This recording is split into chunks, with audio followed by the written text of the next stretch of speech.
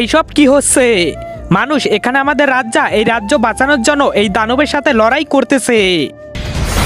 আর যদি এই দানব আমাদের রাজাকে মেরে ফেলে তাহলে আমাদের রাজ্য শেষ হয়ে যাবে। হ্যাঁ। আরে না মেরেই মরে গেল। না মহারাজ, ওই দানবকে এই মানুষ মেরেছে।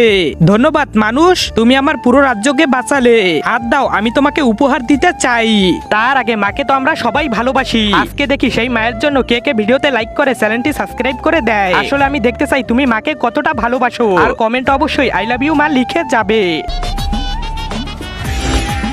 আরে ধন্যবাদ মহারাজ, এখন তুমি যাও।